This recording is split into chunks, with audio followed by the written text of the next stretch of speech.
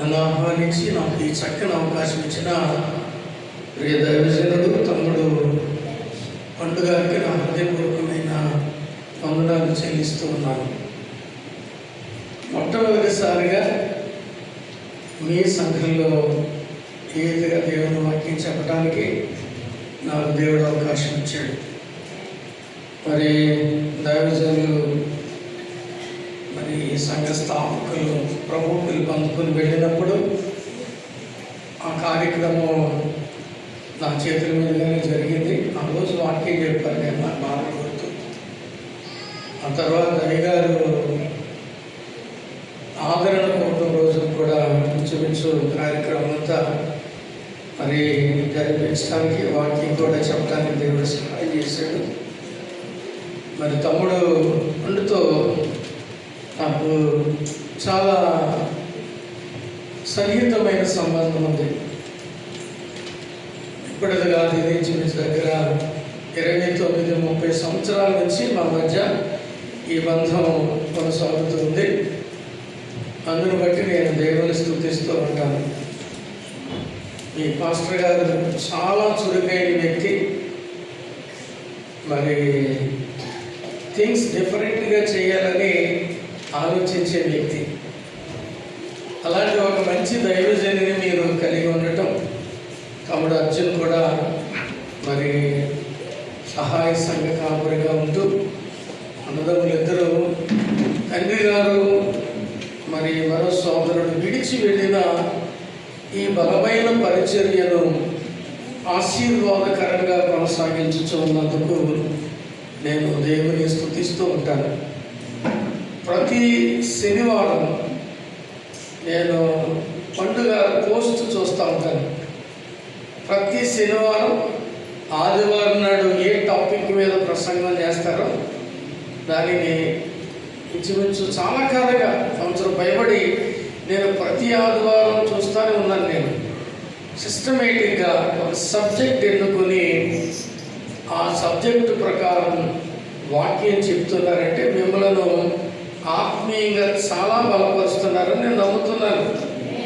చాలా సంతోషం. నేను ఆ రీతిగా మరి సిస్టమేటిక్గా క్రమమైన పద్ధతిలో మిమ్మల్ని ప్రభు కొరకు నడిపించుతున్నందుకు నేను దేవుని స్తుతిస్తూ ఉన్నాను. దేవునికి స్తోత్రం, దేవునికి స్తోత్రం. ఎక్కడికి వెళ్ళి ఇదే వెంటనే నేను ఏ ఊరు వెళ్ళినా మీ ప్రసంగాలు, మీరు రాసిన వర్తమానాలు మాకు ఎంతో ప్రయోజనకరంగా ఉన్నాయి. మా సంఘాలు బలపడుతున్నాయని చెప్తూ ఉంటారు. అందుని బట్టి మరి అప్పుడు పండుగారికి నా హృదయపూర్వకమైన వందనాలు తెలియజేస్తూ ఉన్నాను. ఈ కూటాలు పేరేంటి చెప్పండి అమ్మా, చెప్పండి చెప్పండి గట్టిగా. ఏంటి కూటాల పేరు? కూటాల టైటిల్ పేరే పేరు? పరిపూర్ణ. అదే చెప్పండి.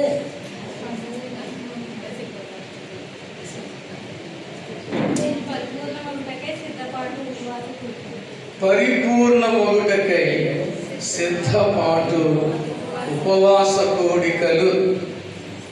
ఈ ఉపవాస కూటములు ఎందుకు అంటే మనము పరిపూర్ణులగుట కొరకు,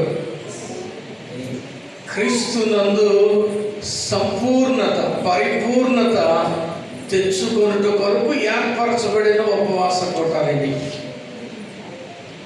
ఆ టైటిల్ విచిత్రంగా ఉంది. మనోహరమైన ఉపవాస పండుగలని, ఉపవాస కోడికలని, ఉపవాస మహోత్సవములని, ఉపవాస ప్రార్థనా సభలని, రకరకాల టైటిల్స్ ఉంటాయి. కానీ వాటికి భిన్నంగా ఈ టైటిల్ ఉంది. పరిపూర్ణ మగుటకై ఉపవాస కూడికలు. విశ్వాసి అయిన తర్వాత ఒక వ్యక్తికి కావలసినది పరిపూర్ణత. పరిపూర్ణత లేకుండా మనము పరలోక రాజ్యమును పొందలేము. పరిపూర్ణులగుట కొరకు మనం నిత్యము ప్రయత్నిస్తూ ఉండవలసిన వారంగా ఉన్నామని నేను మీకు తెలియజేస్తూ ఉన్నాను. దేవుని వాక్యంలో నుండి పేతురు మొదటి పత్రిక 5వ అధ్యాయం 10వ వచనం చదువుకుందాం. ఎవరైనా చదవండి. పేతురు మొదటి పత్రిక 5వ అధ్యాయం 10వ వచనం.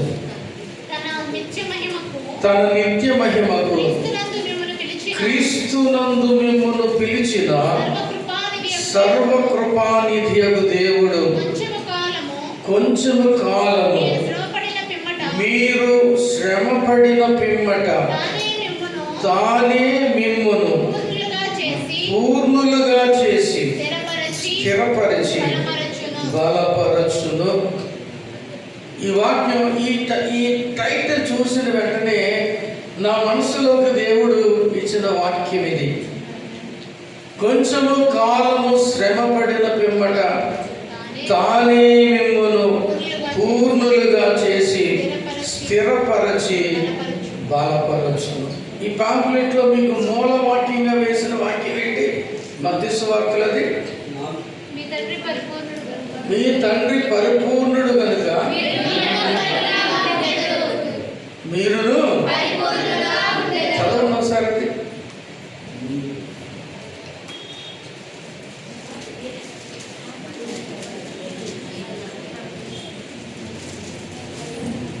ఐదు 48.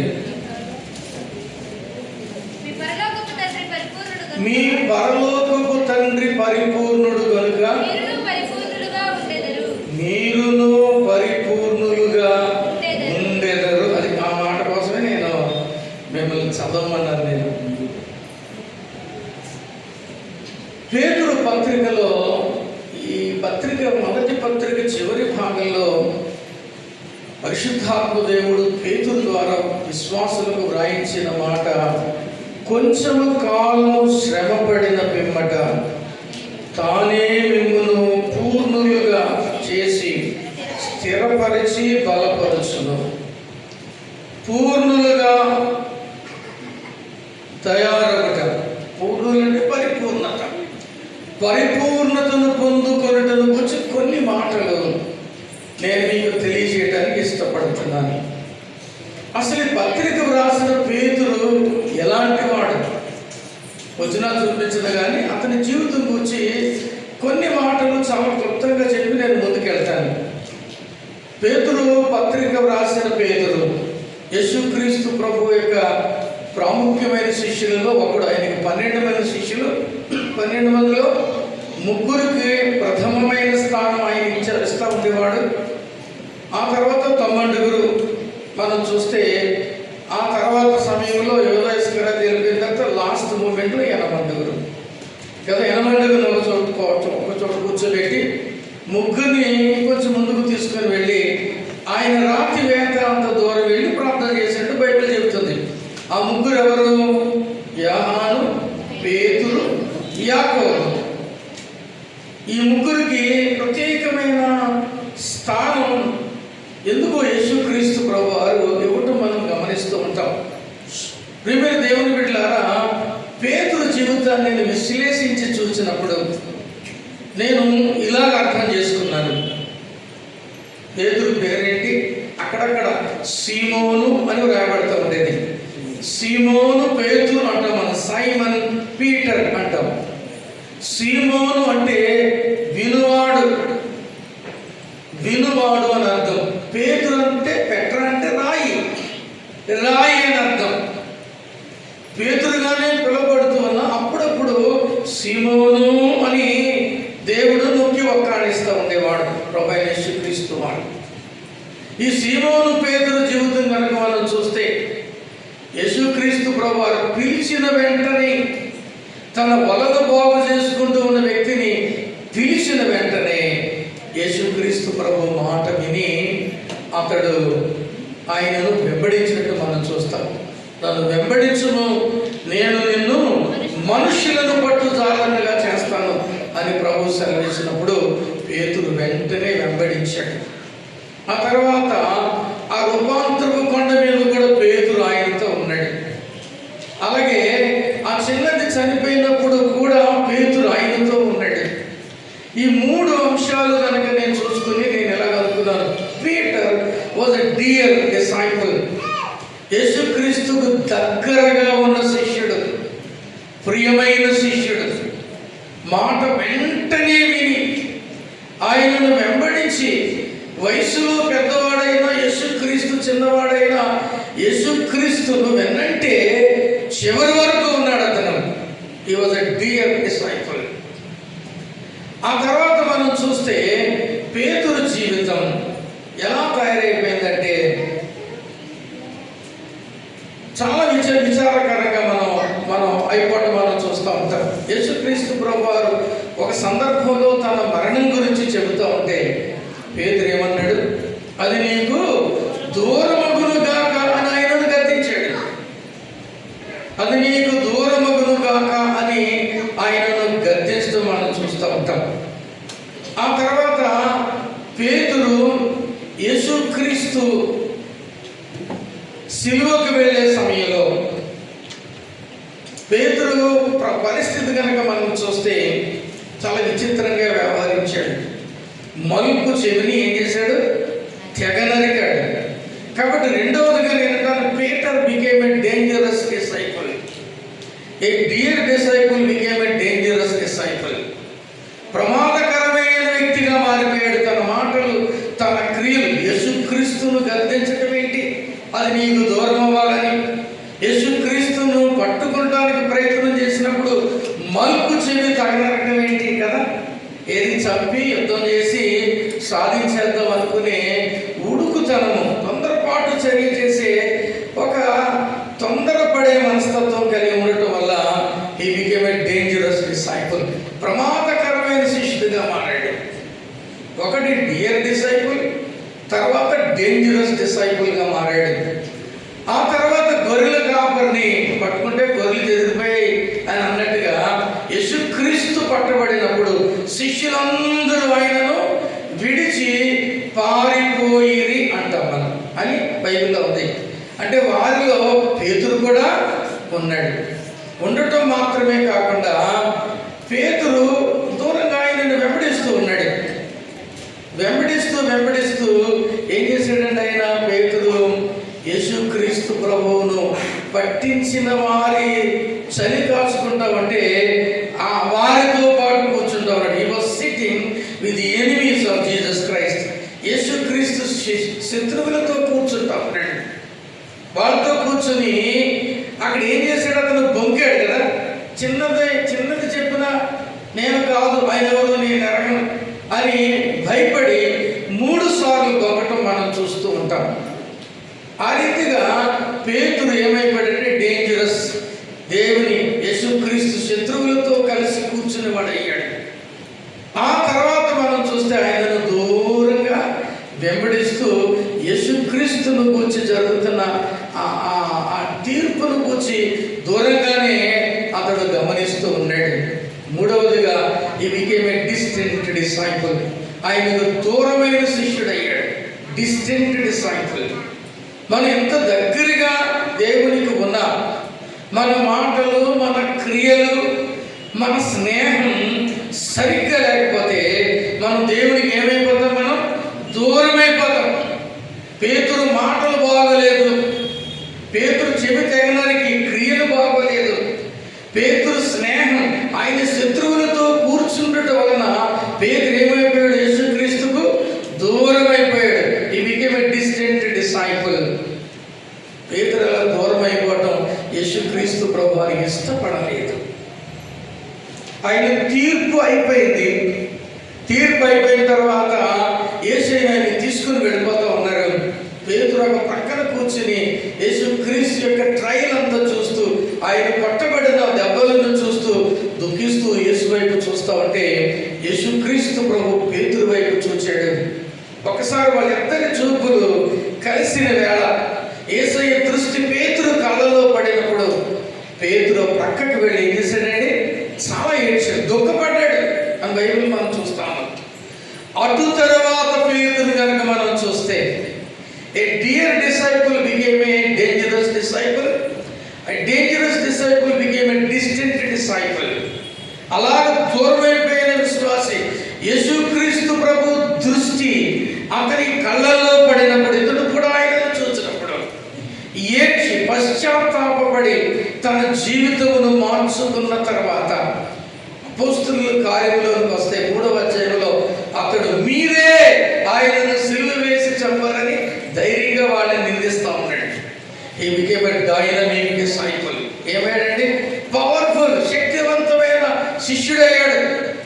వాడు మమ్మల్ని కొడతారు, మమ్మల్ని చంపుతారు, మేము ప్రాణం ఇచ్చేయలేము అని భయం లేదుక మీరే సజీవుడైన దేవుని కుమారుడైన యేసుక్రీస్తును సిలువ వేశారని యూదులతో, పెద్దలతో, నాయకులతో, రోమీలతో నేరుగా మాట్లాడుతూ ఉన్నాడు. He became a dynamic disciple.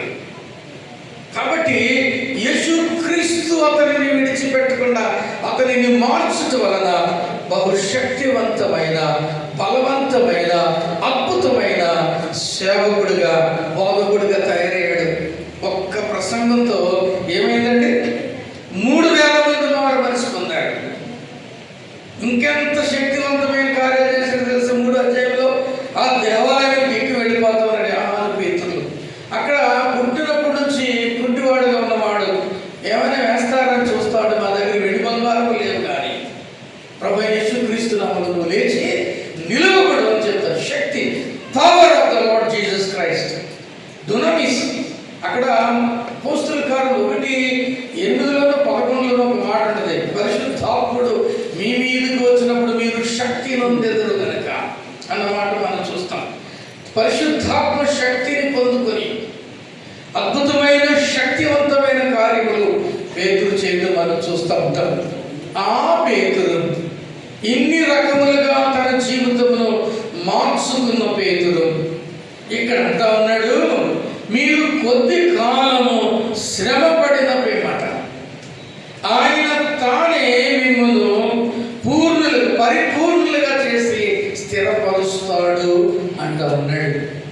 యేసుక్రీస్తును చూచిన పేతురు, యేసుక్రీస్తు యొక్క ఆ దృష్టి అతని మీదకి సాగించబడినప్పుడు దానిని ఎరిగిన పేతురు నేరుగా చెప్పగలుగుతూ ఉన్నాడు, ఆయనే మిమ్మల్ని బలపరుస్తాడు. ఎందుకంటే పర్సనల్ ఎక్స్పీరియన్స్, వ్యక్తిగతమైన అనుభవం పేతురుకు దేవుని వల్ల యేసుక్రీస్తుతో కలిగింది. కాబట్టి మనల్ని పరిపూర్ణను చేయాలంటే ఆయనే చేస్తాడని చెప్తున్నాడు.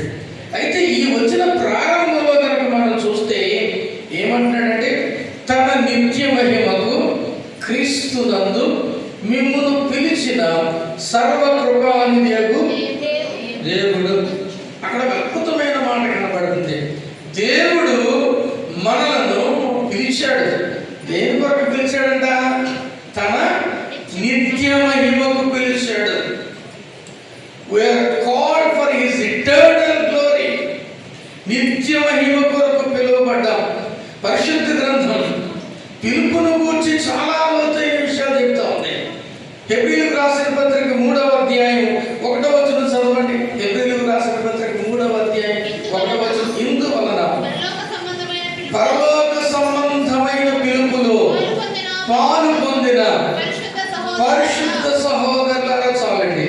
మొట్టమొదటిగా దేవుని పిలుపు ఎలాంటిదంటే పరలోక సంబంధమైన పిలుపు, హెవెన్లీ కాల్, పరలోక సంబంధమైన పిలుపు. ఈ లోకంలో చాలా మందిని పిలుస్తూ ఉంటారు. రండి త్వరగా రండి, డాక్టరా మీటింగ్ స్టార్ట్ అయిపోతుంది, రావాలి, రాకపోతే ఊరుకోరు అంటారు. డాక్టరా మీటింగ్ పిలువబడతా ఉంటారు. అవునా కదా? చెప్పండి. లేకపోతే ఇంకో దేనికో, ఆసుపత్రికో, లేకపోతే బట్టలు కొనుక్కుంటాను, దేనికో దానికి మనం పిలుస్తూ ఉంటారు. ఆ పిలుపుకు, ప్రభువు పిలిచే ఈ పిలుపుకు చాలా వ్యత్యాసం ఉంది. ఈ పిలుపు ఈ లోక సంబంధమైన పిలుపు కాదు, పరలోక సంబంధమైన పిలుపుతో మనల్ని పిలిచాడు. ఎందుకంటే ఈ లోక సంబంధులమైన మనలను పరలోక సంబంధులుగా మార్చి పరిపూర్ణులుగా చేయాలని దేవుని ఉద్దేశం. పరలోక సంబంధమైన పిలుపు. మత్తయి 11:8 యేసుక్రీస్తు ప్రభువు ఏమని పిలిచారండి? యేసుక్రీస్తు ప్రభువు ఏమని పిలిచారు? కథతా రావాలి మాట. ప్రయాసపడి భారం మోసుకొనుచున్న సమస్తమైన వాళ్ళారా నా యొద్దకు రండి. ఈ పిలుపు ఎవరి పిలుపు అంటే యేసుక్రీస్తు పిలుపు. పరలోక సంబంధమైన ఈ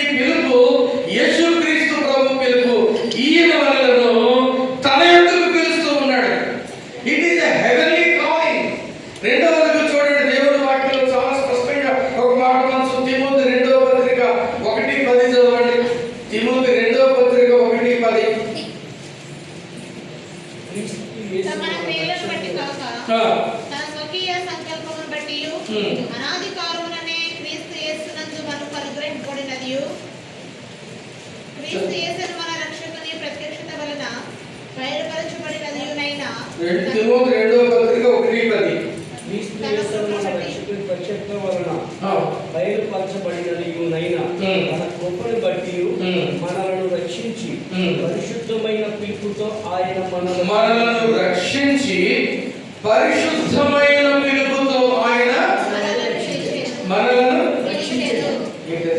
రక్షించాడు. ఒకటి హెవెన్లీ కాలింగ్, పరలోక సంబంధమైన పిలుపు. రెండవది పరిశుద్ధమైన పిలుపు, హోలీ కాలింగ్. యేసుక్రీస్తు ప్రభు పరలోక సంబంధమైన వాడు కాబట్టి మనలను పరలోక సంబంధమైన పిలుపుతో పిలిచాడు. యేసుక్రీస్తు పరిశుద్ధుడు, పరిపూర్ణుడు కాబట్టి ఆయన పరిశుద్ధమైన పిలుపుతో మనల్ని పిలిచాడు. యేసుక్రీస్తు ప్రభు పిలుపు ఎలాంటిదంటే హోలీ కాలింగ్, పరిశుద్ధమైన పిలుపు. ఒకటి హెవెన్లీ కాలింగ్, రెండు హోలీ కాలింగ్. ఈ పరలోక సంబంధమైన పిలుపు ఎలాంటిదంటే పరిశుద్ధమైనది. యేసు ప్రభు వారు కూర్చుని పేతురు మొదటి అధ్యాయంలో ఏమన్నాడు తెలుసా? నేను పరిశుద్ధుడను కనుక మీరు పరిశుద్ధులై ఉండుడి అంటాడు. అది పరిపూర్ణత. నేను పరిశుద్ధుడను కనుక మీరు పరిశుద్ధులై ఉండుడని తన పరిశుద్ధమైన పిలుపుతో ఆయన మనలను పిలుచుచున్నాడు. సహోదరుడా, సహోదరి, ఈ మధ్యాహ్నం ఇక్కడ నీవు కూర్చున్నావంటే నీవు పరలోక సంబంధమైన పిలుపుతో పిలువబడ్డావు. ఆ పిలుపుకు వీళ్ళు లోబడి వచ్చావు. పరలోక సంబంధిగా మారడానికి, పరలోక సంబంధిగా మారాలి అంటే నీవు పరిశుద్ధమైన పిలుపుగా నీ పిలుపును అంగీకరించి ఆయన పరిశుద్ధుడు కనుక మరి ఎలా తయారవ్వాలంటే పరిశుద్ధులుగా మార్చబడాలి. మన సమస్త ప్రవర్తన యందు మరి ఉండాలంటే జాగ్రత్త కలిగి పరిశుద్ధత కలిగిన వారుగా మనం ఉండాలి. ప్రభు కోరుకున్నదే నేను పరిశుద్ధుడను గనుక మీరును పరిశుద్ధులై ఉండుడి. హెవెన్లీ కాల్, రెండవది హోలీ కాల్. మూడవది చూస్తే ఫిలిప్పీలకు రాసిన పత్రిక 3:14 చదవండి. ఫిలిప్పీ 3:14. క్రీస్తు యేసునందు దేవుని ఉన్నతమైన పిలుపునకు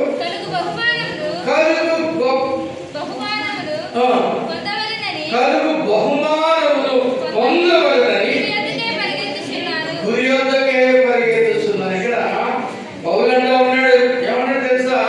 క్రీస్తు యేసునందు ఏమిటిది? ఉన్నతమైన పిలుపు, హై కాలింగ్. ఒకటి హెవెన్లీ కాలింగ్, రెండు హోలీ కాలింగ్, మూడు హై కాలింగ్, ఉన్నతమైన పిలుపు. హెవెన్లీ కాలింగ్ 3:1 ఏప్రిల్ రాసిన పత్రిక 3:1 పరలోక సంబంధమైన పిలుపు.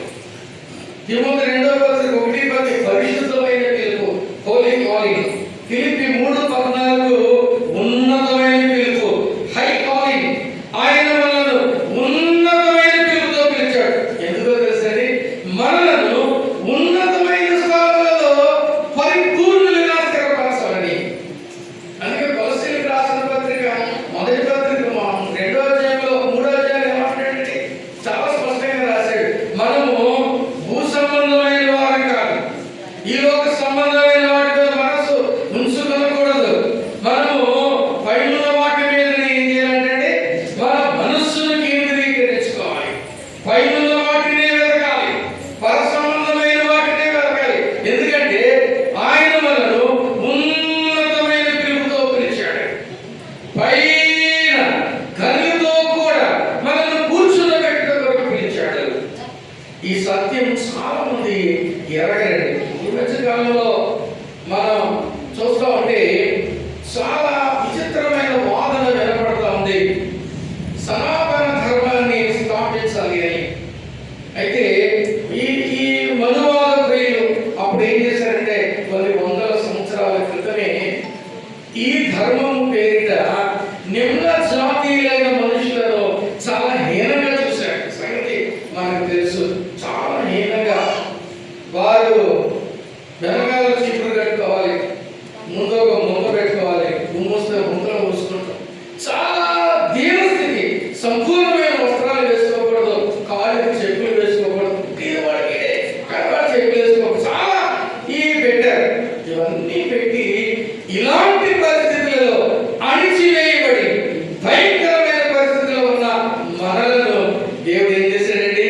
పరలోక సంబంధమైన పిలుపుతో, పరిశుద్ధమైన పిలుపుతో, ఉన్నతమైన పిలుపుతో మనం పిలిచి పైన ఉన్నతమైన స్థలంలో ఆయన అధికారులతో కూడా ఉన్నతమైన వారితో కూడా మనల్ని కూర్చోబెట్టాడు. అది దేవుడు యేసుక్రీస్తు ప్రభు నీకు నాకు ఇచ్చిన గొప్ప వాక్యం. యేసుక్రీస్తుని బట్టి మాత్రమే, యేసుక్రీస్తుని జీవితంలో చేసిన కార్యం బట్టి మాత్రమే ఈ రీతిగా నీవు నేను ఒక స్థితిలో ఉండటానికి, చదువుకోగలగడానికి, సాంప్రదాయము తెలుసుకోగలగడానికి, ఒక క్రమమైన పద్ధతిలో వస్త్రధారణ చేయడానికి, మిగిలిన వారి కంటే గొప్పగా ఉండడానికి దేవుడు మనకు అధిక్యతనిచ్చాడు. ఆయన పిలుపు ఎలాంటిదండి? ఉన్నతమైన పిలుపు. ఈ మూడు పిలుపులు ఇంత ప్రత్యేకమైన అనుకుంటే ఇంకొక పిలుపు ఉందండి. చూడండి దేవుని వాక్యంలో రోమ 11:29 చదవండి. 4వది రోమీయులకు రాసిన పత్రిక 11:29. ఏలయనగా దేవుడు తన కృపావరముల విషయంలోను పిలుపు విషయంలోను పశ్చాత్తాపపడడు.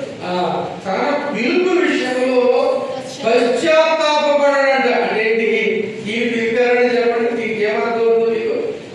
మనల్ని పిలిచినందుకు ఆయన బాధపడ్డాంట. అరే ఇలాంటి వాడిని పిలిచారే, ఇలాంటి వాళ్ళని పిలిచారే, ఇలాంటి వ్యక్తిని నేను ఎందుకు ఏర్పాటు చేసుకున్నానా అని ఆయన బాధపడాడంట. మనం ఏం చేస్తాం తెలుసా? ఆయన పిలుపు విని మనం వచ్చి, ఆయన పిలుపు పరలోక సంబంధమైనది, ఆ పరిశుద్ధమైనది, ఉన్నతమైన పిలుపును పొందుకుని వచ్చి ఆయన పిలుపులో ఉన్న మనం తిరిగి మనం లోకంలో జీవిస్తూ ఉన్నట్లయితే, ఆత్మ సంబంధమైన జీవితంలో పరిపూర్ణత సంపాదించుకోకుండా అటు ఇటుగా మనం అడుగుతూ ఉన్నట్లయితే, లోకమును కూడా మనం ప్రేమిస్తూ ఉన్నట్లయితే, అప్పుడు దేవుడు మన పిలుపు విషయమై ఏం చేస్తాడండి? పశ్చాత్తాపపడతాడు. లేకపోతే ఆయన పశ్చాత్తాపపడాడు. ఇక్కడ అంటున్నాడు, ఈ పిలుపు అనేది క్రీస్తునందు మిమ్మల్ని తన నిత్య మహిమకు పిలిచిన పిలుపు. ఇది ఎందుకు పిలిచాడంటే నిత్యమైన మహిమలోనికి మనం చేర్చడానికి పిలిచాడు. ప్రియమైన దేవుని బిడ్డలారా, ఇవన్నీ ఆలోచన చేసుకుంటూ ఉంటే చాలా స్పష్టంగా మనకు కనపడుతూ ఉంటది. చూడండి ఎఫెసీయులకు రాసిన పత్రిక 4:2 చదవండి. ఎఫెసీయులకు రాసిన పత్రిక 4:2. కాబట్టి మీరు సమాధానమును బంధము చేత ఆత్మ కలిగించు ఐక్యమును కాపాడుకొనుటయందు శ్రద్ధ కలిగిన వారై ప్రేమతో ఒకరినొకరు సహించుచు మీరు పిలువబడిన పిలుపునకు తగినట్లుగా శాంతముతో కూడిన సంపూర్ణ వినయముతో సాత్వికముతో నడుచుకొనవలెనని. ఇక్కడ కూడా పరిపూర్ణత అంటూ ఉన్నాడు. సంపూర్ణమైన వినయంతో మనము నడుచుకోవాలంటండి. మనము పిలిచిన పిలుపులకు తగినట్టుగా ఉన్నటువంటి దీర్ఘశాంతముతో కూడిన సంపూర్ణమైన వినయం. దేవుడు మనల్ని పిలిచాడు, నన్ను పిలిచాడు. మనము పిలిచిన పిలుపులకు మనము తగిన వారంగా ఉండాలట. తగిన వారంగా లేకపోతే ఆయన మనం పిలిచినందుకు పశ్చాత్తాపపడతాడు. తగిన వారంగా ఉంటే మనము సంపూర్ణమైన వినయంలో ఉండాలి. ఈ పేతురు 5వ అధ్యాయంలో మనం చూస్తే ప్రాముఖ్యంగా కొన్ని మాటలు కనపడతాయి. ముందు ఏమంటుందంటే 4వ వచనంలో, చిన్నలారా మీరు పెద్దలకు లోబడి ఉండుడి అంటూ ఉన్నాడు. పిలువబడ్డ మనం పెద్దలకు లోబడి ఉండాలి. పరిపక్వత అంటే అదే, పరిపూర్ణ సంపాదించుకోవడం అంటే దీనత్వము కలిగి ఉండటం, పెద్దలకు లోబడటం, పెద్దల మాట వినటం. పెద్ద తెలుగులో ఒక మాట ఉంది, పెద్దల మాట మూట అంటారు కదా. పెద్దవారు చెప్పిన మాటను అంగీకరించాలి. ఈ రోజుల్లో చాలా మంది పెద్దవారి మాటను అంగీకరించట్లేదు. దేవుని బిడ్డలైన వారు సంఘ కాపరి మాటకు లోబడలేదు.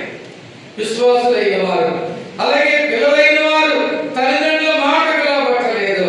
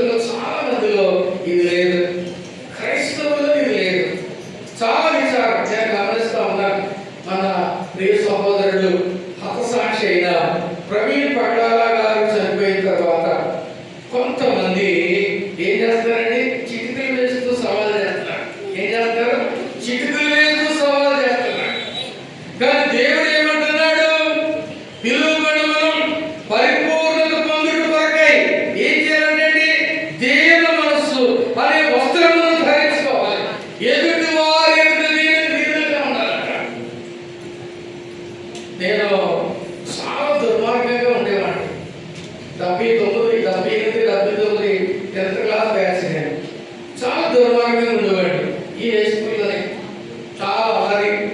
8 నెలలు మాత్రమే 9 నెలలు ఈ హై స్కూల్లో చదివాను. అంతకుముందు నేను నర్సాపురంలో చదివాను. 8th 9th 7th 6th ఏమో ఉండరాజు ఎంఏపీ స్కూల్లో చదివాను. మా అమ్మగారు పోస్ట్ మాస్టర్ అవడం వల్ల ఆయన ట్రాన్స్ఫర్ అయినప్పుడల్లా నేను కూడా స్కూల్ మారుతూ ఉండేవాడిని.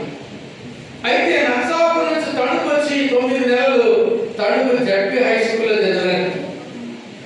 ఆ చదివినప్పుడు పిల్లల మరి మన ఆ పట్టణంలో ఉన్న ప్రముఖ నాయకులు కూడా నాకు ఎక్స్పర్ట్స్ ఉన్నారు, చాలా పెద్ద నాయకులు. కాబట్టి ప్రియమైన దేవుని బిడ్డలారా, దినాలు చాలా ఉండేవాడిని. కరాటే నేర్చుకుని గొడవలకు ముందుండి ఎస్పీఎల్ పేరు ఎంతగా అందరికీ తెలుస్తుందో నా పేరు అంతగా అందరికీ తెలుసు. అంత ముందుండేవాడిని, కొట్లాడలే గొడవలకు ముందుండేవాడిని, చాలా అల్లరిగా ఉండేవాడిని. అయితే ప్రభువులను పట్టుకున్న తర్వాత, మారు మనసు పొందిన తర్వాత నేను ఇతరుల్ని గట్టిగా కొట్టేవాడని, గాయపరిచేవాడని, రక్తాలు కార్యాలు కొట్టేసేవాడని సంగతి ఎవరు నమ్మరు. చెప్తే నేను చెప్తేనే నమ్మరు, చెప్పినా నమ్మరు. ఊరుకోండి, మీరు ఎగ్జాగరేట్ చేయొద్దంటారు. నేను కోపం వస్తే ఒక వ్యక్తిని కొట్టానంటే ఖచ్చితంగా రక్తం కాలుతుంది. రక్తాలు కాలిపోయేలా కొట్టేనే కానీ నేను తృప్తి పొందేవాడు కాదు.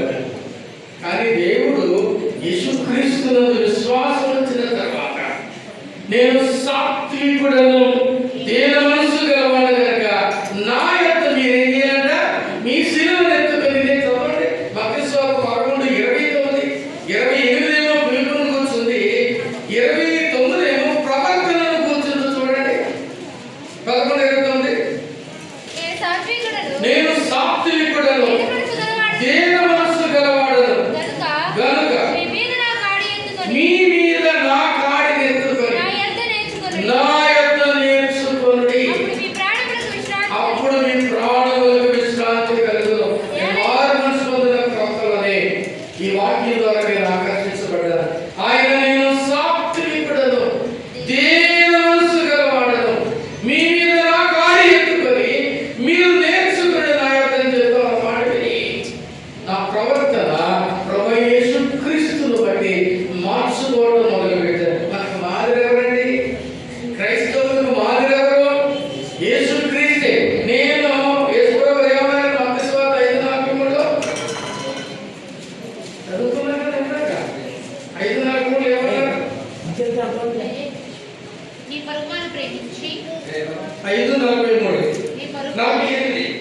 మీ పరలోకపు తండ్రి పరిపూర్ణుడు గనుక మీరును పరిపూర్ణులుగా ఆయన పరిపూర్ణుడు కనుక మనం కూడా పరిపూర్ణులుగా తయారవ్వాలి.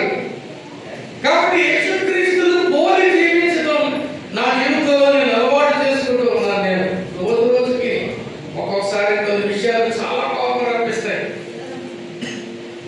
చాలా తొందరపడిపోయి మాటలు అనేసే పరిస్థితికి వస్తుంది. అయినను నేనేం చెప్పుకుంటా లోపల సరే కూల్ అని చెప్పుకుంటా ఉంటాను. ఎలాంటి పరిస్థితి అయినా నన్ను గమనించిన వాళ్ళు చాలా మంది అంటారు, ఏంటంటే అందరూ నేను మాటలు మాట్లాడుతుంటే మీరు ఒక్క మాట కూడా మాట్లాడరు ఏంటంటే అంటారు. ఎందుకో తెలుసా? I learn to be like that.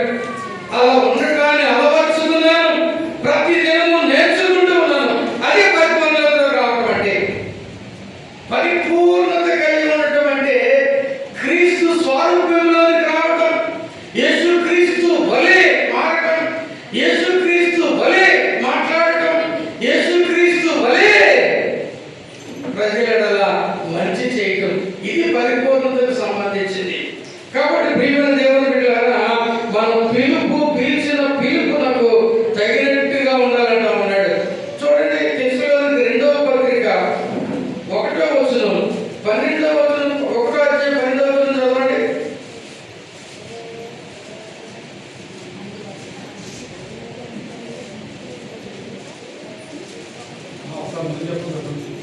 తెస్సలోనికీ 2వ పత్రిక 1వ అధ్యాయము 12వ వచనంలో చివరి భాగం. ప్రతి కార్యమును బలముతో సంపూర్ణం చేయొచ్చు. మన దేవుడు తన పిలుపునకు మిమ్మును యోగ్యులుగా మన దేవుడు తన పిలుపునకు మిమ్మును యోగ్యులుగా ఎంచునట్లు దేవుడు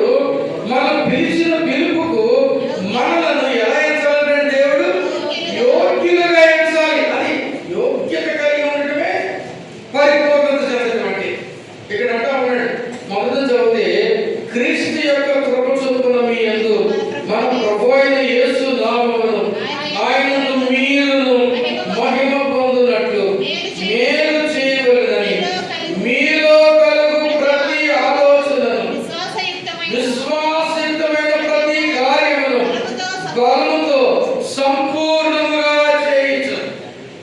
ఆలోచన పూర్ణమైనదిగా ఉండాలట, క్రియ పూర్ణమైనదిగా ఉండాలి. అది దేవుడు కోరుకునేది. పరిపూర్ణులు అంటే ఆలోచనలో నుంచే మార్పు పుట్టాలన్నమాట. ఆలోచనలో నుండే మార్పు పుట్టాలి.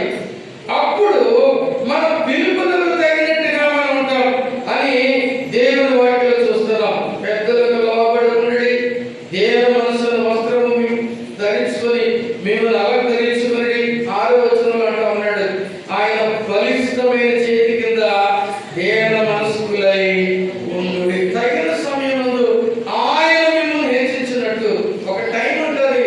ఆ టైంలో దేవుడు నిన్ను తనకు కావాల్సిన రీతిలో హెచ్చిస్తాడు. అప్పుడు వరకు మనం దేవుని చేతి కింద ఎలా ఉండాలంటే అణిగి ఉండాలని ఇక్కడ పిలువబడిన వారికి చేసిన సూచనలు ఉంది. ఆ తర్వాత ఆయన మిమ్మల్ని గురించి చింతించుచున్నాడు కనుక మీ చింత యావత్తు ఆయన మీద వేయుడి. పిలువబడిన వారు పరిపూర్ణులవుట కొరకు పిలువబడిన వారికి చేయాల్సిన క్రియలు పరిపూర్ణులవుట కొరకు పిలువబడిన మనం కొంచెం కాలం శ్రమపడితే పిమ్మట తానే మనల్ని పరిపూర్ణంగా చేస్తారు. అందుకొరకు దేవుడు మనం పిలిచాడని చెప్పి ఆ వాక్యం చెప్పడానికి ముందు చెప్తున్న మాటలు ఇవి. 1 పెద్దలకు లోబడి ఉండండి. 2 దేవుని మనసును వస్త్రం ధరించుకోండి. 3 ఆయన బలిష్టమైన చేతి కింద దేన మనస్కులై ఉండండి. 4 మీ చింత యావత్తు ఆయన మీద వేయండి. 5 నిపుణమైన బుద్ధి గలవారై మెలకువగా ఉండాలంట. మెలకువగా ఉండాలి. పరిపూర్ణత కొరకు ఒక్కొక్క మెట్టు ఎక్కుతూ రావడం అంటే ఇదే నిపుణమైన బుద్ధి గలవారమే మెలకువగా ఉండటం. ఎందుకు? ఎవరిని మింగుదున అని అపవాది గర్జించు సింహం వలె తిరుగుతున్నాడు అంటండి. అపవాది వెతుకుచూ గర్జించు సింహంలా తిరుగుతూ ఉన్నాడు. కాబట్టి మెలకువగా ఉండాలి. ఏర్పరచబడిన వారిని సైతం నీవు దేవుని పిలుపులో ఉండి పరిపూర్ణత వైపు పరిగెడుతున్నా నిన్ను అపవాది ఏదో సోడు నిన్ను పట్టుకొని పడవేయాలని చూస్తూ ఉన్నాడు. నేను 2 రోజుల క్రితం మండపాకలో వాక్యం చెప్పడానికి వెళ్ళాను. నినివే పట్టణం గురించి వాక్యం చెప్తా ఉన్నాను నేను. నినివే ప్రజల ఆ దౌష్ట్యము, ఆ దోషము, ఆ అపవిత్రత, ఆ పాపము, ఆ భయంకరమైన స్థితిని వివరిస్తూ ఉంటా ఉంటే ఆ మెట్ల దగ్గర ఒక యవనస్తుడు 29 సంవత్సరాల వయసు కలిగిన యవనస్తుడు కూర్చున్నాడు. ఆ 29 సంవత్సరాల వయసు కలిగిన యవనస్తుడు కూర్చుని పూర్తిగా త్రాగి ఉన్నాడు. ఎవడే వాక్యం చెప్పండి అన్నాడు. ఏమన్నాడు? వాక్యం చెప్పండి అన్నాడు. ఎందుకంటే వాక్యం చెప్పండి అన్నాడు. ఎవరో చాలా మంది ఆఫ్ చేశారు. వాక్యమే చెప్తున్నారా ఆయన అని అతను అన్వయించడానికి ప్రయత్నం చేశారు. నేను కూడా అతను మొదలుగించి వాక్యమే చెప్తున్నాను బాబు, ఈ నినివే పట్టణ దరిద్ర స్థితి చెప్తున్నాను, అది వాక్యంలో రాయబడింది చెప్తా ఉన్నాను, జాగ్రత్తగా వింటే నీకు అర్థమవుతుంది అని చెప్పి ముందుకెళ్ళిపోయాను నేను. మీటింగ్ అయిన తర్వాత ఆఫ్టర్ ది మీటింగ్ అయిన తర్వాత మాస్టర్ గారు ఆ యవనస్తుని తల్లి ఇంట్లోనే భోజనం పెట్టారు. నాకు భోజనం చేస్తా ఉంటే ఆ తల్లి ఆ మాస్టర్ గారు చెప్తా ఉన్నారు. అలా ఎదుర్కొని మాట్లాడిన యవనస్తుడు కొన్ని సంవత్సరాల క్రితం ఒక దైవజనుని కూడానే ఉంటూ ఆయన బ్యాగ్ మోస్తూ వాటర్ బాటిల్ మోస్తూ ఆయన సహకరిస్తూ మందిరాన్ని తుడుస్తూ చప్పట్లు కొడుతూ డ్రమ్ము కొడుతూ పాటలు పాడుతూ చాలా చురుగ్గా ఉండేవాడట. ఆకస్మికంగా అతడు త్రాగుడుకు బానిస అయిపోయాడట. అంటే పిలువబడిన మనము పరిపూర్ణత పొందే స్థితిలో ఒక్కొక్క మెట్టు ఎక్కుతూ ఉండగా అపవాది ఏ క్షణంలోనైనా ఏం చేయొచ్చు మనలో? పడవేయచ్చు. జాగ్రత్త. అందుకే మెలకువగా ఉండాలి. అపవాది మిమ్మల్ని శోధించడానికి, మిమ్మల్ని పడవేయడానికి ఇక్కడ ఎవరిని మింగుదునా అని గర్జించు సింహం వాడు ఏం చేస్తాడంట? వెతుకుతూ తిరుగుతున్నాడట. కాబట్టి ఆ యవనస్తుని చూసి నేను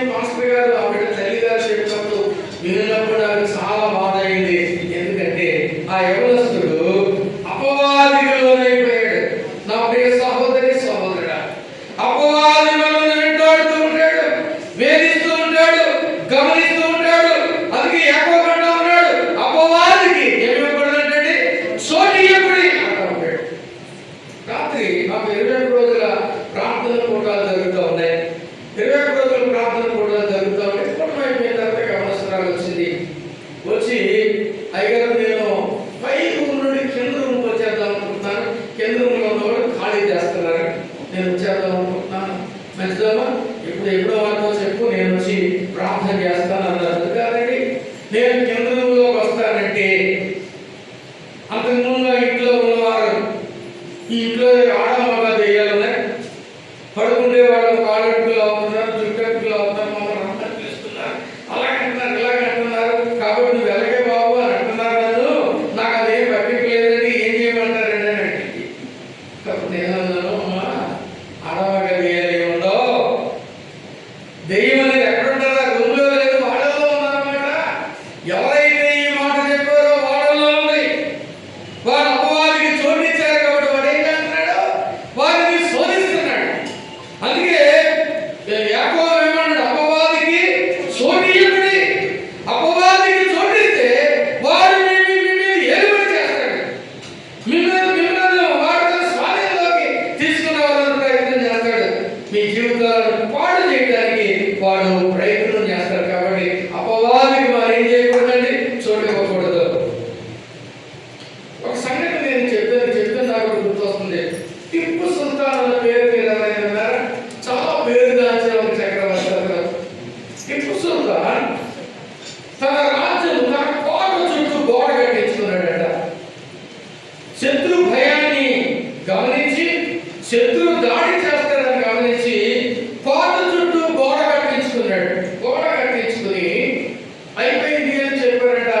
ఆ ఇంజనీర్స్ వచ్చి గోడ అయిపోయిందని చెప్తే టిప్పు సుల్తాన్ ఆ గోడనంతా పరీక్షించడానికి, ఆ గోడ అంటే ఇంచుమించు ఉంటుంది, మనుషులు ఆ రథం కూడా నడిచి వెళ్ళిపోయేలా ఉండేటి గోడలు కట్టించుకున్నారు. కోటలు ఆ రోజుల్లో గుర్రం మీద వెళ్ళిపోయేదాకా తిరిగి చూస్తా ఉన్నాడంటే కోట కూడా అంతా చాలా బాగా కట్టారు, వెరీ గుడ్, చాలా బాగా కట్టారు. ఇక వాళ్ళకి శత్రు దుర్భేద్యంగా ఉంది, మరి ఏం పర్వాలేదు అని అనుకుంటూ ఉంటాడుగా. ఆ గోడ వెలుపల ఒక చోట రాళ్ళ కొట్టు ఉన్నాడు. ఈ గోడ కట్టిగా మిగిలిన రాళ్ళ కొట్టు చిన్న కొట్ట. టిప్పు సుల్తాన్ గారు అన్నారట, ఈ రాళ్ళ కొట్టకి ఎందుకు వచ్చారు, అర్జెంటుగా దీన్ని దూరంగా పడేయండి లేదా లోపలేసేయండి, ఈ గుట్ట మన లోపల వేసేయండి కానీ ఈ బయట వచ్చొద్దు అన్నారంట. అలాగేనండి అలాగేనండి అన్నారంట. వెంటనే ఇమ్మీడియట్ గా ఆ గుట్ట తీసేయండి, అక్కడ అది మనకు ప్రమాదం, ఆ చిన్నది చాలు శత్రువుకి, అది ప్రమాదం, వెంటనే తీసేయండి అని చెప్పాడు. ముందుకు వెళ్ళిపోయాడు. మధ్యాహ్నం అయిపోయింది, సాయంకాలం పడుకున్నాడు, రాజు పడుకున్నాడు. అర్ధరాత్రి వేళ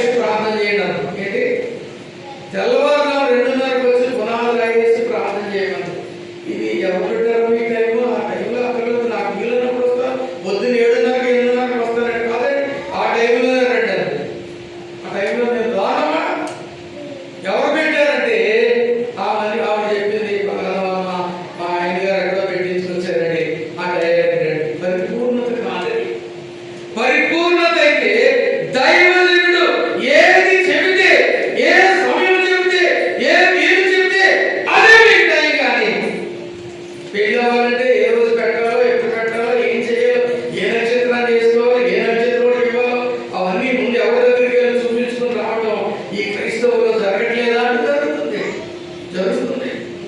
అది పరిపూర్ణత కాదు. అవన్నీ మనం ఏం చేసినట్టు అపవాదికి సోకించినట్టు. నాకు 2009వ సంవత్సరం మే 4వ తారీఖున నాకు యాక్సిడెంట్ అయింది. చాలా పెద్ద యాక్సిడెంట్. నేను కారులో వస్తున్నాను, మా డ్రైవర్ కొంచెం త్రాగి అజాగ్రత్తగా నడిపి విజయేశ్వరం కాలు పెట్టేశాడు. 4 పగిలి కొట్టింది నా కారు, నా బుర్ర పగిలిపోయింది. ఆ తర్వాత నేను సిక్ అయ్యి మంచం మీద పడున్నాను. విశాఖపట్నం, మొగల్, శ్రీకాకుళం దగ్గర నుంచి ఇటు నిజామాబాద్ వరకు మన సేవకులు అనేక మంది ఒకరికొకరు తెలుసుకుని ఒక 10 రోజుల వరకు నన్ను పాకిస్తాన్ వస్తానే ఉన్నారు. వచ్చిన ఇలాంటి సేవకుల్లో ఎక్కువ శాతం మంది మా ఇల్లు చూసి ఏం సార్ ఇలా కట్టారు, మీరు ఎంత జ్ఞాని, ఎంత తెలివైన వారు, ఇల్లు కట్టుకుంటూ రావాలంటే మీకు ఏం కట్టుకుంటూ రావాలి అంటే ఈశాన్యం మూసేశారండి. ఏంటి ఈశాన్యం మూసేశారండి. ఆగ్నేయులోనేమో ఏంటిది మంట పెట్టాల్సింది పెట్టలేదండి మీరు. ఇది కొంచెం స్ట్రైట్గా మార్చండి, అందుకే మీకు ప్రమాదాలు జరుగుతున్నాయండి, అందుకే మీకు ఆర్థికంగా నలుగుతున్నాయి. ఎవరు చెప్తున్నామండి? క్రైస్తవులు. అంటే మీరు పరిపూర్ణులా? చెప్పండి, పరిపూర్ణులా? నీవు కూడా దిక్కులు దిశలు, నీవు కూడా ఎత్తులు పదాలు, నీవు కూడా టైము నిధులు తిథులు చూస్తున్నావా? అయితే నీకు పరిపూర్ణత లేదు, పరిపూర్ణత లేదు. పసుమూరు కాలంలో ఒక ఆయన పేరు చెప్తే మీకు తెలుస్తుంది. ఆయన ఇల్లు ఓపెనింగ్ పెట్టుకున్నాడు. ఆ తర్వాత ఉదయం చర్చికి వెళ్ళిపోయాడు అనుకోండి. మొదట్లో నేనే చెప్పనాలి, నేనే ఓపెనింగ్ పెట్టుకున్నాడు. ఆయన ఓపెనింగ్ పెట్టుకున్న తర్వాత ఆయన నన్ను ఇల్లు ఓపెనింగ్ రమ్మన్నాడు. వెళ్ళాను. నేను ప్రార్థన చేసి రిబన్ కట్ చేశాను. కట్ చేసి ఇశ్రాయేల్ కాలాలు అన్నాడు.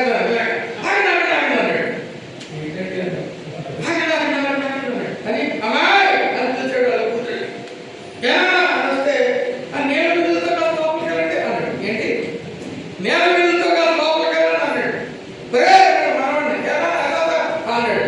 బరే అన్ని రోజులు చాలండి అన్నాడు. ఏంటయ్యి చెట్లు చెట్లు నా పొలాన్ని అన్ని మూలలో చల్లించాడు. చల్లిన ఆవేదరా అన్నాడు. ఏమన్నాడు? ఆవేదరా అన్నాడు. ఆవుల్లో తీసుకెళ్ళి ఇప్పుడు నడవండి ఎదుగులో అన్నాడు. క్రైస్తవుడు, పుట్టు క్రైస్తవుడు, తరతరాలుగా వాళ్ళ కుటుంబం క్రైస్తవులు, వాళ్ళ పేరు ఎంత చక్కని పేర్లు వాళ్ళే. కానీ ఆయన ఏ పరిపూర్ణతలో ఉన్నాడా?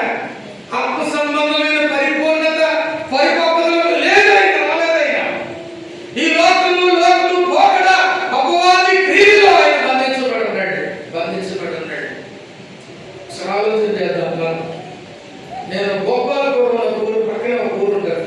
ఆ ఊరు పెళ్లి చేయడానికి వెళ్ళాను. నేను చాలా పెళ్లి చేశాను. ఆ ఊరు పెళ్లి చేయడానికి వెళ్ళాను. పెళ్లి చేయడానికి వెళ్తే పాటలన్నీ పాడి నాకు టైం చూసుకున్నాడు. ఏం చేశారంటే నాకు సమయం ఇచ్చారు పెళ్లి చేయడానికి. సమయం ఇస్తే నేను పెళ్లి చేయడానికి కూరుకుంటూ ఉన్నాను. కూరుకుంటా ఉంటే పెళ్లి చేయడానికి మాస్టర్ గారు ముందు ఒక తంతు ఉంటారు. ఆ తంతు జరిగించాలి కదా, చెప్పాలి కదా, చదివించాలి, నోళ్ళు వరకు చెప్పడం ఏదో చెయ్యాలి. చేస్తుంటే వెనకాల జడే తాగట్టించడే టైమింగ్ అవుతుంది తాగట్టించండి అంటాడు. ఉండి కట్టిస్తాను. ఒక పద్ధతి ఉంటుంది, ఒక క్రమం ఉంటుంది, క్రైస్తవ పేరు ఒక ఇది ఉంటుంది, విధానం ఉంటుంది. కాదు కట్టించి ముందు కట్టించండి, తర్వాత మీ పని మీద చేసుకోండి, మీరు కట్టించండి అంటాడు. నేను చాలా అనుభవించడానికి ప్రయత్నం చేశాను. నువ్వు అర్జెంట్గా కట్టించండి, కుదరదు లేకపోతే అన్నాడు. ఏమన్నా అస్సలు కట్టేది నువ్వు చెప్పినప్పుడు ఎంత అయింది చెప్పు అన్నారు. 11 గంటలు అయింది. 11 గంటల 2 నిమిషాలు అయింది.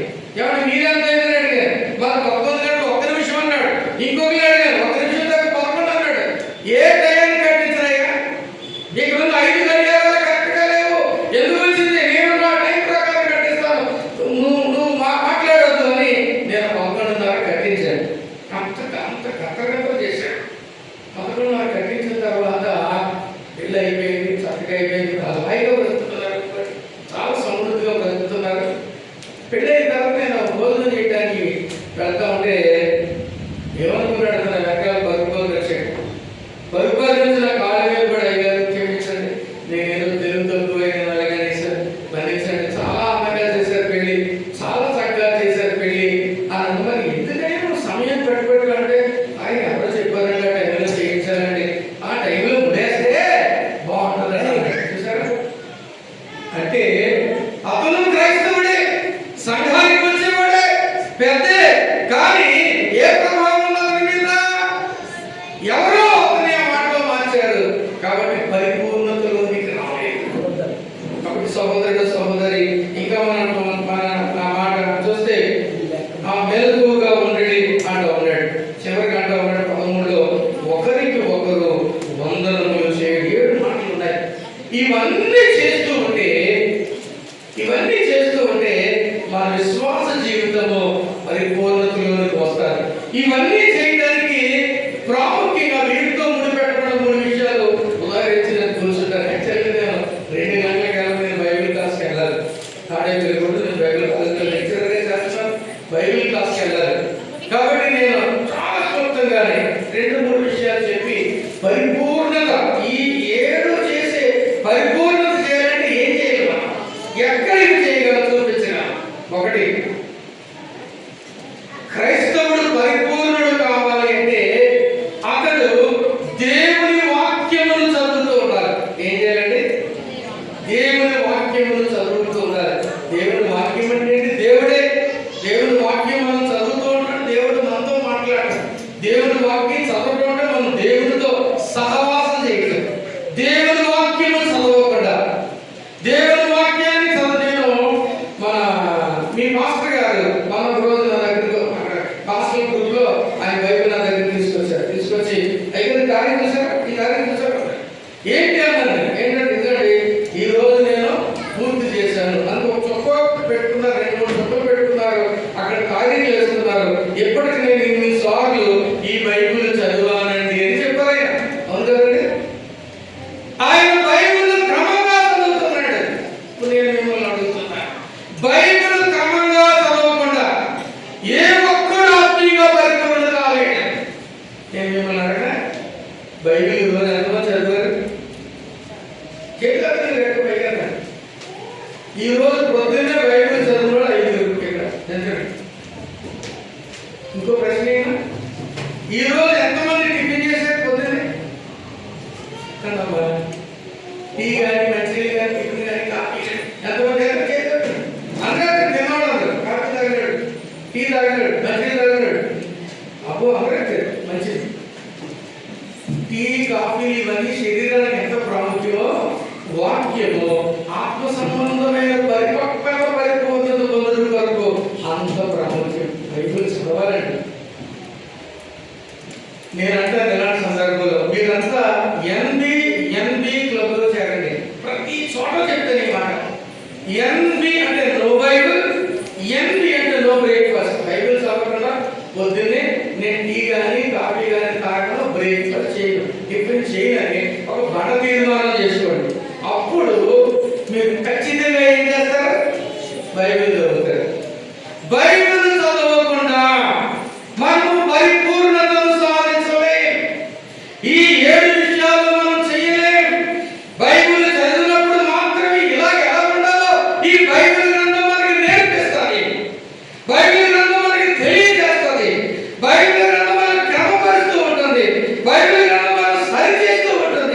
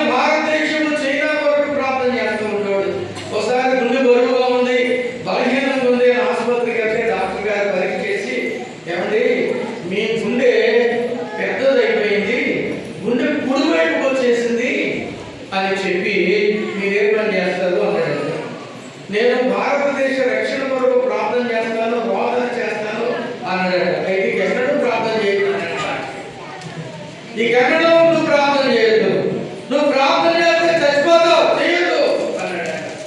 కానీ ప్రార్థన హైడ్ ప్రాణము కంటే ప్రార్థననే ప్రాముఖ్యమైన ఎంచుకున్నారు. కాబట్టి ఆయన ప్రార్థనలోనే గడిపేవాడు. ఒకరోజు ఉదయమే తన శిష్యులకు లేచాక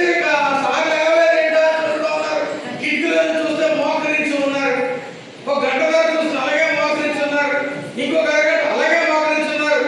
9 అలాగే మోకరించి ఉన్నారు. ఏదో అలా మోకరించున్నారు. ఇంకా కలవట్లేదేంటి ఏంటా అని వీళ్ళు ఏదో ఆలోచనలో కొంచెం భయం వేసి 10 గంటలు చూస్తే ఏమీ పొజిషన్ మారకుండా అలాగే మోకరించుంటే దగ్గరికి వెళ్ళి చూసరికి మోకాళ్ళ మీదనే ఆయన తన ప్రాణం పెట్టేసాడు. అనిపించుతాడు ఆయన మోకాళ్ళ మీదనే చనిపోయాడు. ప్రార్థన ఎంత ప్రాధాన్యత ఇచ్చాడు. ఉపవాసం ప్రార్థన కూటాలైనా ఒక గంట సేపు ప్రార్థన చేస్తున్నావా? నీ యొక్క ప్రార్థన కూటాలుంటే వారి మధ్యలో ప్రార్థన చేస్తున్నావా? నీ వ్యక్తిగత ప్రార్థన ఉన్నదా? వ్యక్తిగతంగా ప్రార్థన చేయగలుగుతున్నావా? ప్రార్థన చాలా ప్రాముఖ్యం. ప్రియమైన దేవుని ప్రార్థన అంటే మనం దేవుడితో మాట్లాడతాం. ఎప్పుడు మనం అంతా ఎవరైనా ఒకరు మాట్లాడతామంటే సరిపోదు. మనం కూడా రిటర్న్ ఏం చేయాలి? వాళ్ళతో మాట్లాడాలి. ఆ రెండు ఉన్నప్పుడే సంబంధం సరిగ్గా ఉండేది. కాబట్టి ప్రార్థన చేయాలి, ప్రార్థన చేయాలి. సెయింట్ ఫ్రాన్సిస్ అనే ఒక గొప్ప భక్తుడు పగలంతా సువార్త చేసి రాత్రి 11 గంటలకి శిష్యులతో పడుకున్న తర్వాత ఆయన దగ్గరలో కొండలోకి వెళ్ళి తెల్లవారుజాము వరకు ప్రార్థన చేసేవాడట. ఆయన శిష్యుడు దానిని చూసి రాశాడు. ప్రార్థన పరులు ప్రార్థన. లక్ష్మి గోరే అనే ఒక గొప్ప భక్తురాలు, ఒక బ్రాహ్మణ స్త్రీ ప్రభువు నమ్ముకుని ఆమె వెలివేయబడి దేవుని పరిచర్యలను తన జీవితం కొనసాగించింది. ఆమె చాలా పాటలు రాసింది, ఇంగ్లీష్ పాటలు. అందులో ఒక పాట in the secret of his presence అని రాసింది. దేవుని సన్నిధి రహస్య స్థలంలో ఆయన పాటలు ఏమి రాసిందంటే, నా బాధలతో, నా వేదనలతో, నా పాపంతో, నా కష్టంతో, దిగాలతో నేను మడిపోయి ఆ భయంకరమైన రూపంతో దేవుని సన్నిధిలోకి వెళ్ళి నా బాధంతా దేవునితో చెప్పుకొని, పాపములన్నీ ఒప్పుకొని, నా పరిస్థితి అంతా దేవునితో చెప్పుకొని ఆయన సన్నిధానంలో, రహస్య సన్నిధానంలో గడిపి బయటకు వచ్చేటప్పుడు నన్ను చూసేవారు నాలో యేసుక్రీస్తును మాత్రమే చూస్తారు. నాలో ఈ బాధలు, ఇబ్బందులు ఏమి చూడరు. యేసుక్రీస్తు సన్నిధానంలో ఆయన మహిమ ఉన్నదని రాసిందండి. ఆయన సన్నిధిలో గడుపు. నేను ఈ మధ్య ఈ సంవత్సరం చాలా చోట్ల ఉపవాస కోటాలకు వెళ్ళాను. వెళ్ళిన రోజు ఖచ్చితంగా ఈ మాట చెప్తాను. ఏంటి తెలుసా? స్త్రీలు మీకు గొప్ప భాగ్యం ఇచ్చాడు దేవుడు. ఏంటంటే పురుషులు పనులకు వెళ్ళిపోతారు, పిల్లలు స్కూల్కి వెళ్ళిపోతారు, నువ్వు ఒక్కదాని ఇంటాడట. కాబట్టి ఎంత భాగ్యమే తెలుసా? గంటల తరబడి దేవుని సందులో ప్రార్థనలో గడిపే చక్కని అవకాశం. కొత్త ఫోన్ కొనుక్కొని ఆ ఫోన్ చూస్తూ, టీవీ చూస్తూ, ట్యాబ్ చూస్తూ, ల్యాప్టాప్ చూస్తూ గడిపే సమయాన్ని ప్రార్థనలో గడుపు. పరిపూర్ణతను పొందుకుంటా. వాక్యం చదువు, పరిపూర్ణతను పొందుకుంటా. ప్రార్థనలో గడుపు, పరిపూర్ణత పొందుకుంటా. మూడవది కాదు, చివరిది కాదు. ఏంటంటే సహవాసం, ఫెలోషిప్. మాస్టర్ గారు ఒక మాట చెప్పారు. రాత్రి ఈరోజు పక్కన చాలా మంది రాలేదు, పక్కన చూడండి కూడా రాలేదు. ఎందుకు బహుళ రాత్రికే వస్తారా అన్నారు. గుర్తుంది మాస్టర్ గారు? రాత్రికే వస్తారు. ఒకవేళ డ్యూటీ ఉండి నువ్వు రాలేదంటే అనుకో, ఇంటికాడుండి పగలకోవడానికి రాలేదా? నువ్వు దేవుని సన్నిధిని నిర్లక్ష్యం చేస్తున్నావు. దేవుని సన్నిధిని నిర్లక్ష్యం చేస్తుంటే నువ్వు పరిపూర్ణుడు. ఎలాగవుతావు? అవలేదు. పరిపూర్ణత పొందుకోవాలంటే దేవుని సన్నిధిలో గడపాలి, ఆయనతో సహవాసం చేయాలి. చేస్తున్నావా? పరిశుద్ధులతో, దేవునితో సహవాసం చేయడానికి దేవుని మందిరాన్ని ఇచ్చాడు. ఇలాంటి మందులు లేక ఎంతో మంది నా దగ్గరికి చాలా మంది వస్తూ ఉంటారు. అనేక మంది సేవకులు సహాయం పొందుతూ ఉంటారు. అనేక మంది ఎందుకు వస్తారంటే, అయ్యా మాకు 20,000 రూపాయలు అంటే ఒక చిన్న షెడ్ రేకుతో కానీ ఆ తాటాకులతో కానీ కొబ్బరాకులతో కానీ షెడ్ వేసుకుంటామంటే ఎండకెళ్ళిపోతున్నాం. మీరు ప్రార్థన చేసుకోలేకపోతే ఎవరో చిన్న స్థలం ఇచ్చారండి, మాకు సహాయం చేయండి అని అడిగేవాడు ఎంతో మంది వస్తూ ఉన్నారు. కొంతమంది ఇస్తూ ఉంటారు మందులు కట్టుకుంటానికి. సహోదరుడా, అందమైన మందిరం, సుందరమైన మందిరం, చక్కని ఏసీ ఉన్న మందిరం దేవుడు మీకు ఇచ్చాడు. కానీ ఈ సహవాసాన్ని మీరేం చేస్తున్నారు? కోల్పోతున్నారు. మరి పరిపూర్ణులు ఎలాగవుతారు?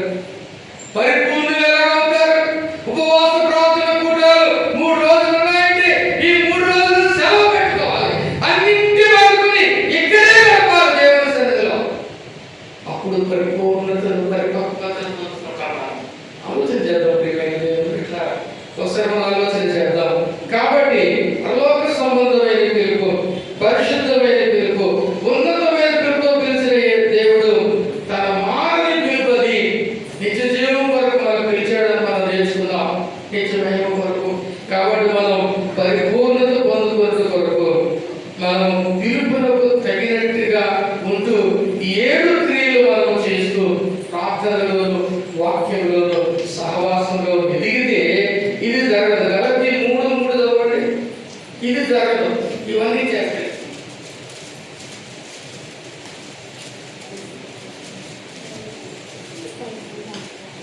గలతీ 3:3.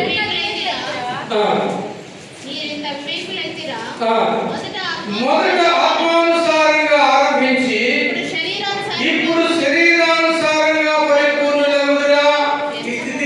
ఈ మాట మీద అనిపించుకోవచ్చు, ఇవన్నీ చేస్తాయి. నువ్వు ఆత్మానుసారంగానే ప్రారంభించావు. నీ ప్రారంభం చాలా బాగుంది. ప్రతి వారం ప్రతి గుణంలో తప్పక పాల్గొని వాడు పాల్గొనేవాడు. అయితే ఉండగా నీవు శరీరానుసారంగా పరిపూర్ణుతుంది స్థితిలోకి వెళ్ళిపోతున్నావా? అలా వెళ్ళకుండా ఉండాలంటే వాక్యం చదువు, ప్రార్థన చేయి, దేవుని మందిరంలో దేవునితోనూ పరిశుద్ధులతోనూ సహవాసం చేయి. ఆత్మానుసారంగా ప్రారంభించిన నీవు ఆత్మానుసారంగా పరిపూర్ణత పొందుకుంటావు, కానీ శరీరానుసారంగా పరిపూర్ణత పొందవు. అలాంటి అద్భుతమైన క్రియలు మనం చేస్తూ దేవుని కృపలో ముందుకు సాగడానికి దేవుని